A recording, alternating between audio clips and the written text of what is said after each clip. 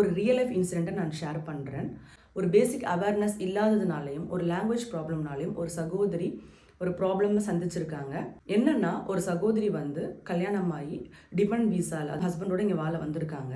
இல்லை, அவங்களோட family members இங்கே யாரும் கிடையாது, ஃப்ரெண்ட்ஸ் சர்க்கிள் எதுவும் கிடையாது. அவங்களுக்கு ஃபுல்லாக புதுசு, லாங்குவேஜ் தெரியாது, நாட்டோட சட்டத்திட்டங்கள் எதுவுமே அவங்களுக்கு தெரியாது. ஃபேமிலி லைஃப் நல்லா போயிட்டுருக்கு. ஒரு 2 மந்த்ஸ் ஒரு 3 மந்த்ஸ் கழிச்சு அவங்களுக்கு வந்து டேட்ஸ் வந்து கொஞ்சம் தள்ளி போயிருக்கு. அவங்களுக்கு தெரிஞ்ச ஒரே ஆள் அவங்க ஹஸ்பண்டோட ஃபேமிலி மெம்பர்ஸ் மட்டும்தான். அவங்களோட சிஸ்டர்கிட்ட இந்த விஷயத்த ஒரு ஹாப்பியாக ஒரு தயக்கமாக இவங்ககிட்ட ஷேர் பண்ணியிருக்காங்க. அவங்க இமீடியட்டாக சொன்ன ஃபர்ஸ்ட் விஷயம், அவசரப்பட்டு பேபி பிளான் பண்ணிடாதீங்க. இங்கே வந்து பயங்கர காஸ்ட்டு, பேபி டெலிவரிக்கும் சரி, குழந்தைங்களை பார்த்துக்கிறதுக்கும் சரி.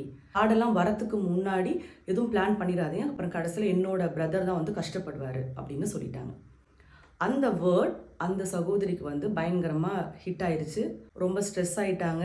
பொதுவாக வந்து வேறு நாட்டிலேருந்து இங்கே வரவங்க வந்து ஃபஸ்ட்டு தன்னோட நாட்டோட கம்பேர் பண்ணி தான் அந்த அமௌண்ட்டை பார்ப்பாங்க. ஹஸ்பண்ட் கிட்ட மேலோட்டமாக கேட்குறப்ப அவரும் கேஷுவலாக அதை விட்டுட்டார். அது ஒரு பெரிய விஷயமா எடுத்துக்கல.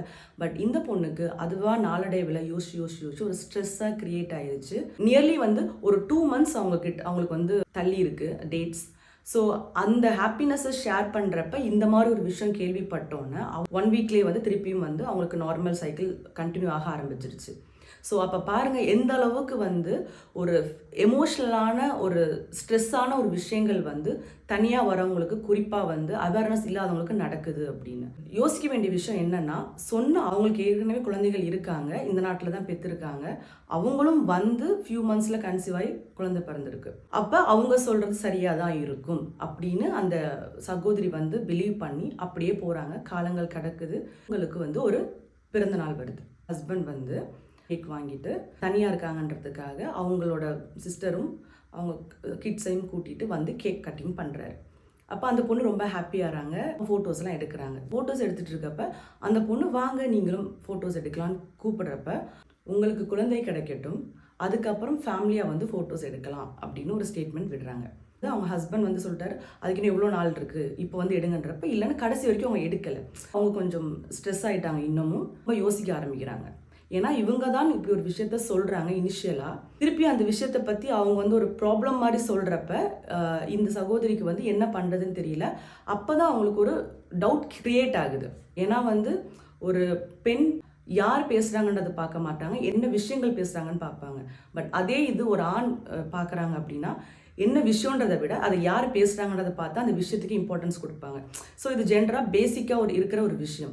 ஸோ இது சரிப்பட்டு வராது, இந்த ஸ்ட்ரெஸ்ஸாக நம்ம இருக்க முடியாதுன்ட்டு அவங்க லாங்குவேஜ் கம்ஃபர்ட்டாக இருக்கிற ஒரு கைனகாலஜிஸ்ட் ட்ரை பண்ணி அவங்க போகிறாங்க. இது வந்து எல்லா சகோதரிகளுக்கும் பொதுவான ஒரு விஷயம். இது என்னென்னா, நீங்கள் ஒரு நாட்டிலேருந்து இன்னொரு நாட்டுக்கு வரீங்க, உங்களுக்கு கிளைமேட் சேஞ்ச் இருக்குது, ஃபுட் ஹேபிட் சேஞ்ச் இருக்குது, பழக்க வழக்கங்கள், தூங்குறது எல்லாமே, இதனால் நிறைய ஹார்மோன்ஸ் வந்து உங்களுக்கு வந்து ஃப்ளக்சுவேட் ஆக வாய்ப்பு இருக்குது.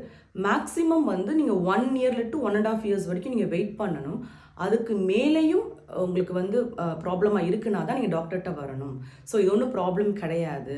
இன்னொன்று வந்து அந்த சகோதரிக்கு வந்து மந்த்லி சைக்கிளும் கரெக்டாக இருக்குது.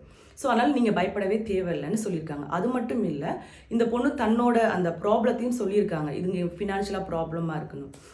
அந்த கைனகாலஜிஸ்ட் சில பேசிக் இன்ஃபர்மேஷன் அவங்களுக்கு கொடுத்துருக்காங்க. அவங்க சொல்லிட்டு இருக்கப்ப எனக்குமே கொஞ்சம் எமோஷன் ஆகிட்டேன். சீரியஸ்லி வந்து 2 monthஸில் ஷி காட் கன்சீவ்ட். ஸோ இந்த குட்டி ஸ்டோரி நான் எதுக்கு சொல்கிறேன் அப்படின்னா, ஒரு பேசிக் அவேர்னஸ் ப்ராப்ளம்னால ஒரு பொண்ணு தனியாக வந்து மென்டலி இயர்ஸாக வந்து சஃபர் ஆகியிருக்காங்க. யார்ட்டையும் சொல்லவும் முடியல, அதுக்கான சொல்யூஷனும் தெரியல. இப்போ நம்ம எல்லாத்தையும் வந்து பிளைண்டாக நம்ப முடியாது. ஸோ ஒவ்வொருத்தவங்களுக்கும் ஒவ்வொரு இன்டென்ஷன் இருக்கும். அவங்களுக்கு அந்த ஃபஸ்ட் எடுத்தோன்னே ஒரு ஹாப்பியாக ஒரு விஷயம் சொல்கிறப்ப அந்த ஒரு விஷயத்தில் வந்து சொன்னவங்க வந்து அவங்களுக்கு ஏதாவது செல்ஃபிஷ் ரீசன்ஸ் இருந்திருக்கலாம். Who knows. அவங்க வந்து கொஞ்சம் சுதாரிச்சிட்டாங்க. பட் எல்லாருமே வந்து இதே மாதிரி இருப்பாங்கன்னு சொல்ல முடியாது. ஸோ அதனால் பேசிக் அவேர்னஸ்ன்றது ரொம்ப ரொம்ப முக்கியம். நாளைக்கு இது உங்கள் சகோதரிக்கு நடக்கலாம், உங்கள் மகளுக்கு நடக்கலாம், உங்கள் மனைவிக்கு நடக்கலாம், யாருக்கு வேணாலும் நடக்கலாம். ஸோ இதில் வந்து நம்ம யாரையும் குறை சொல்ல முடியாது. மெயினாக நம்ம பிள்ளைகள், நம்ம சகோதரிகள் ஒரு புதுசாக ஒரு இடத்துக்கு போகிறாங்கன்னா அந்த நாட்டோட சட்டத்திட்டங்கள், பேசிக்கான விஷயங்கள் தெரிஞ்சிருக்கிறது ரொம்ப ரொம்ப அவசியம். ஒரு குழந்தை இந்த பூமிக்கு வருதுன்னா அந்த குழந்தைக்கும் சரி, அந்த குழந்தையை சுமக்கிற அந்த மதருக்கும் சரி, ஸ்ட்ரெஸ் இல்லாமல் ஒரு ஹாப்பினஸ்ஸாக வெல்கம் பண்ணணுன்ற ஒரு விஷயத்தை வந்து இந்த கவர்மெண்ட் வந்து ரொம்ப நல்லா புரிஞ்சு வச்சுருக்காங்க. அதனால தான் அந்த குழந்தைங்க பிறந்து ஒரு ஸ்டேஜ் வர வரைக்கும் சரி, இந்த கவர்மெண்ட் அவங்களால முடிஞ்ச நிறைய திட்டங்களை வந்து இலவசமாக கொடுக்குறாங்க. இப்போ அதை பற்றி தான் நம்ம பார்க்க போகிறோம். இப்போ காஃப்னால என்னென்ன பெனிஃபிட்ஸ் இருக்குன்னு நம்ம பார்க்கலாம். பார்ட் 2ல பார்க்கலாம்.